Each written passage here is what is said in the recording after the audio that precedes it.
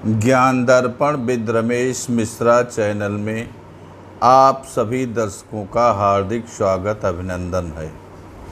आज हम आपको कुंडली के अध्ययन के विषय में कुछ जानकारी देने वाले हैं कि कुंडली में एक राशि में यदि 3 ग्रह एक साथ हों तो उनका कैसा प्रभाव रहेगा। इसी श्रृंखला में आज हम मंगल और गुरु के साथ सूर्य या मंगल गुरु के साथ चंद्रमा या मंगल गुरु के साथ बुध या मंगल गुरु के साथ शुक्र या मंगल गुरु के साथ शनि हो तो कैसा परिणाम जातक को मिलता है।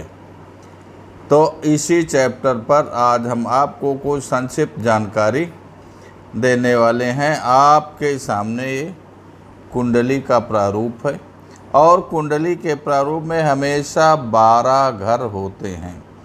तो इनको घर भी कहते हैं, भाव भी कहते हैं। तो ये जो लग्न वाला ये प्रथम भाव होता है, ये दूसरा, तीसरा, चौथा, पाँचवा, छठा, सातवां, आठवां, नवा, 10वां, 11वां, 12वां। यहाँ हमने उदाहरण के तौर पर कालपुरुष की कुंडली ले रखी है और जो यहाँ पर ये 1 2 3 4 5 6 7 8 9 10 11 12 तक अंक लिखे हुए हैं। ये अंक राशियों को प्रदर्शित करते हैं। राशि का नाम न लिख करके अंक लिख दिया जाता है। तो 1 नंबर मेष, 2 वृष, 3 मिथुन, इसी तरीके से 12वीं मीन, 12 राशियों के नाम लिख देते हैं। ये हमारे जो नए दर्शक हैं उनकी जानकारी के लिए बताना कुछ आवश्यक हो जाता है। तो आज हम यहाँ पर हमारा जो सब्जेक्ट है कि कुंडली के किसी भी राशि में यदि ये 3 ग्रह एक साथ होते हैं तो उनका परिणाम कैसा रहता है। हमने तो यहाँ उदाहरण के तौर पर लिख रखा है, आपकी किसी भी राशि में हो सकते हैं। अब चलते हैं जो चैप्टर है मंगल, गुरु और सूर्य यदि एक राशि में हो तो उनका परिणाम कैसा रहेगा। तो हमने तो यहाँ उदाहरण के तौर पर 1 नंबर में लिख रखा है, आपकी कुंडली में कहीं भी हो सकता है। तो मंगल, गुरु और सूर्य जिनका एक राशि में होता है, ऐसे व्यक्ति बहुत होशियार होते हैं, बहुत बुद्धिमान कहिए या चतुर कहिए, बहुत गुणी व्यक्ति होते हैं और बहुत बुद्धिमान होते हैं।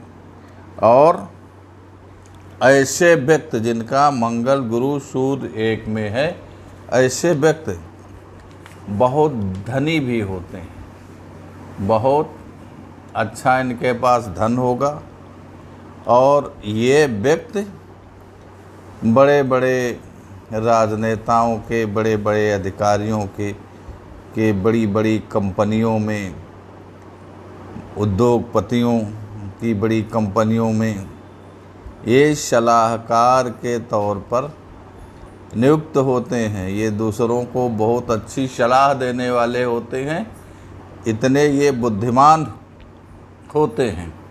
और बुद्धिमान के साथ साथ ये व्यक्ति सत्य बोलने वाले होते हैं, सत्यवादी होते हैं और हृदय से बहुत उदार होते हैं। बड़े धार्मिक प्रवृत्ति के व्यक्ति ऐसे पाए जाते हैं जिनका मंगल, गुरु और सूर्य एक राशि में हो।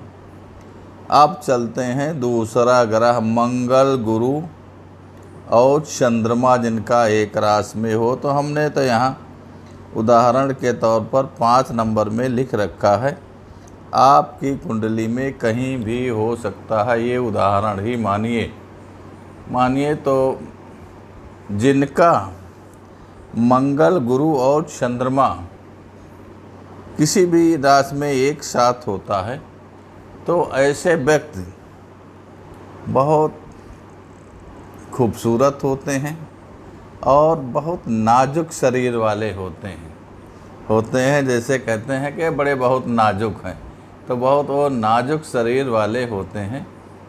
और नाजुक शरीर के साथ साथ ये स्त्रियों के प्रति बहुत लोलुप रहने वाले व्यक्ति हैं।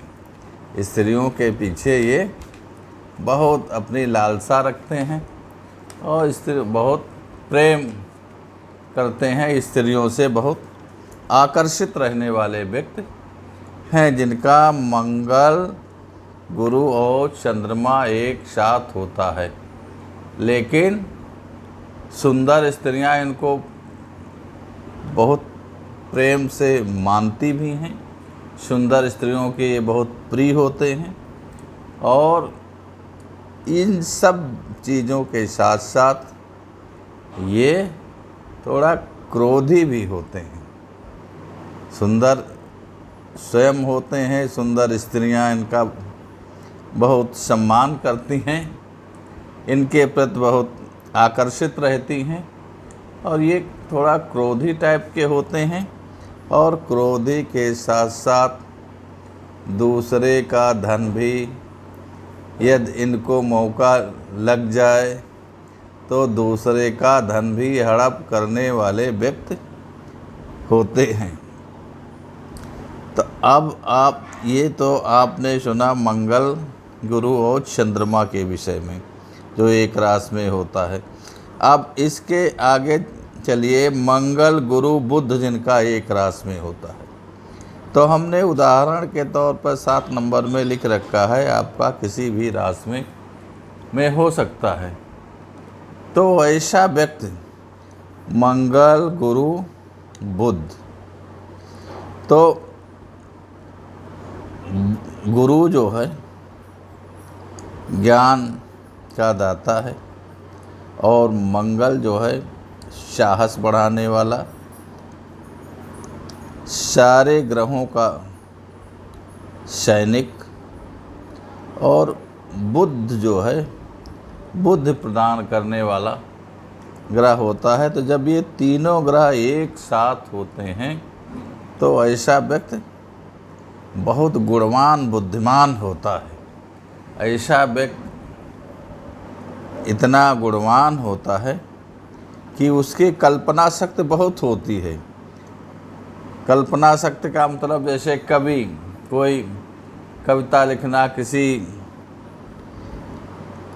नए चीज़ का लेखन करना, निर्माण करना, तो ऐसा व्यक्ति बहुत विद्वान होता है। कवि, संपादक, लेखक इत्यादि पाए जाते हैं, और हर तरीके से साधन सुख से समृद्ध होते हैं।